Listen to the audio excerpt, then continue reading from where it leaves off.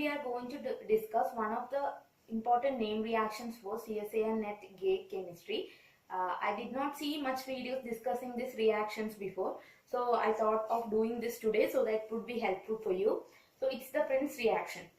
The Prins reaction is basically the addition of olefin to formaldehyde in the presence of acid catalyst.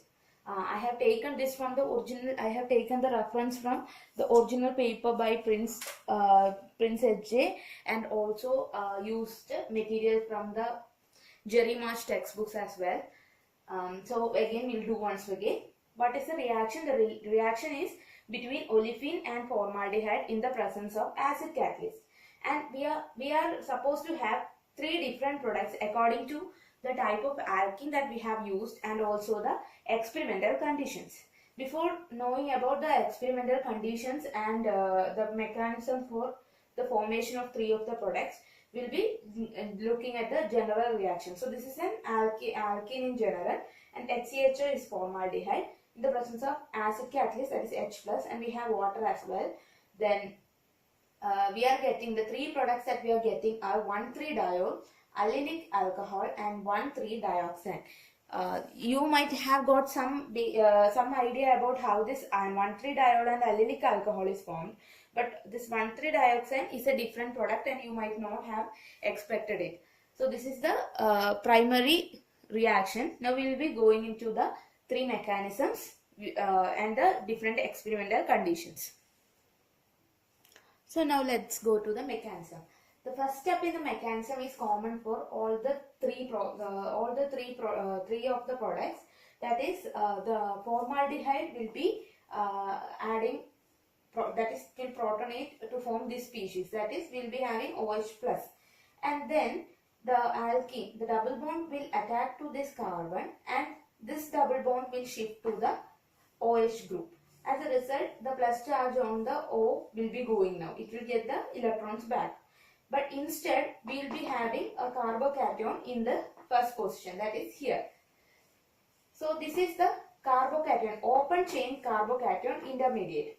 According to different observations, there are two different intermediates formed. One is the open chain carbocation intermediate, and the other is the oxytane intermediate. All of you have heard about the neighboring group participation. So this particular intermediate is formed because of the stabilization using neighboring group participation of oxygen. Now from this, what will happen? Both these intermediates are going to give the same product.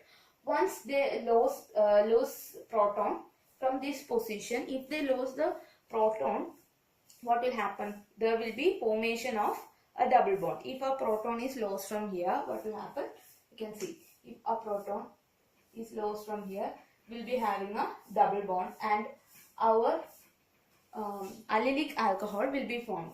Instead, if we are doing it in the presence of water, instead what can happen? An OH can be given to this particular position and we will be getting the diode. In the oxytane intermediate also,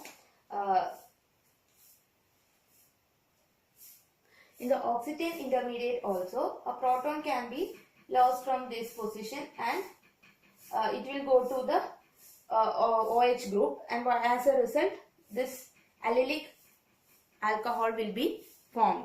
Similarly, the addition of water also. So these two intermediates are giving the same product, that is, while losing proton and while addition of water. Both these will be giving allylic alcohol as well as 1,3-diol. Now we need to know about the formation of the 1,3-dioxane. Let's go to that. The formation of 1,3-dioxane also follows a very simple mechanism, that is, the lone pair from it, and the important point to note is that the experimental condition for this product to occur is the excess of aldehyde. In the presence of excess of aldehyde, the open chain carbocation intermediate, which was formed in the second step of the reaction, will be reacting with that excess aldehyde, that is the oxygen. Its lone pair will be attacking the carbon of the aldehyde, and the double bond will come to the carbocation position, and we will be having 1,3-dioxane. So that's the third product. So I hope it's clear how the three products are coming. Now we'll go to some important points or the summaries to remember from this particular reaction. So these are the additional points that we have to remember in the Prins reaction. That is, usually H2SO4 is used as the acid catalyst, but Lewis acids like BF3 and FnCl4 can be also used. Then another point is that iodine can promote this reaction. If such a question comes, it will be easier for you to remember like this. Iodine can promote the reaction. Then the other important thing is cyclohexene exclusively give trans product via oxetane intermediate while undergoing Prins reaction. That is, cyclohexene gives trans product and it is through the oxetane intermediate, and this is the reaction and it will be giving the trans product.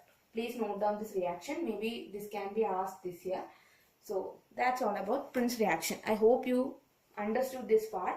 I will be doing more of these kinds of name reactions which are not much explained to you. So thank you so much for watching. Please subscribe our channel and ask any doubts that you have in the comment section below. Thank you. Have a good day. All the best for your exam.